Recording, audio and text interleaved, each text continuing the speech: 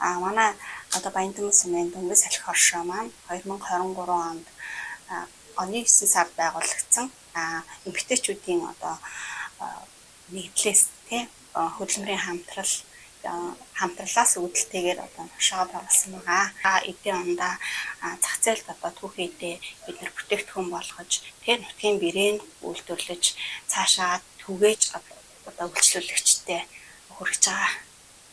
Энэ сүүний хоолнд маань үнэний сүв одоо хоньны утсан ах маань орсон, шар тос орсон, өөр ямар ч одоо тийм зүйл нэмэлт одоо бүтээгдэхүүн ороогүй ийм хоол.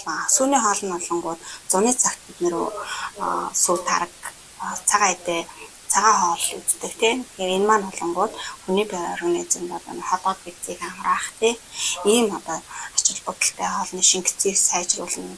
Зуны цагт бид нар одоо цагаан эдээ хүнсээ хэрэгэлдэг энэ уг уламжлалыг л одоо ингэж хадгалж тийм цаашаа үргэлжлүүл хойчууд бид нэр илүү одоо нэг хэрэглэх хүссэн хүмүүст ойртуулж үр одоо хүүхдүүдтэй бид нэр одоо мэдүүлсэн танин мэдүүлэх зорилгоор одоо сүүний хоолыг кофе шопороо ингэж гаргаж хэвшүүлж байгаа.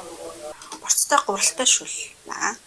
Борцтой гуралтай шүлэнд маань болонгууд мөн адилхан хоньны утсан утаж хатаасан сэврээсэн мах маань орж байгаа. За гурал орно өөр ямар ч нэг Монгол орохгүй. Мөн бидний нөгөө хүмүүл гэж ярьдаг тий хүмүүл цагаан толгой гэж ярьдаг тэрүүгээр л үс бол хамтлагаараа хийж хийдэг байгаа. За энэ утсан борцоо бол бид нэр яг уламжлалт аргаараа давцтай шар усан дүрээд аргалынхаа одоо тэр нөгөө утаанд утаад тэгээж ингэж сэврээж ингэж түүхийдээ бэлддэг байгаа. Хэрэмцэгтэй шүл маань болонгууд маш сайн одоо төмрийн агуулмж өндөртэй.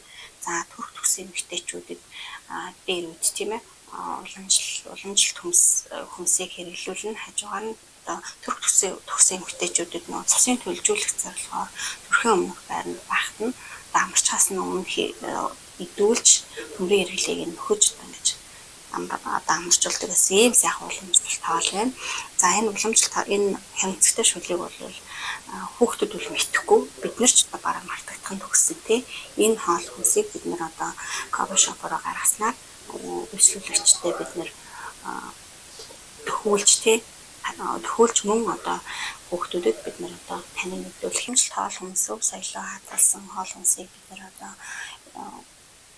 одоо хэрэглэхийг хүссэн үйлчлүүлэгчтэй болон хүүхдүүдэдтэй өөр хойч хүүхдүүдтэй бид нэр түгээн дэлгэрүүлж таниулж тий энэ хоолны өв соёл ач холбогдлыг таниулахыг ингэж зорж байгаа. Тэгээ тийм учраас уламжлалт хоол хүнсээ хүүхдүүдтэй бид нэр ялангуяа таниулж идүүлж хэвшүүлэх нь зүйтэй гэж уриалмаар байна.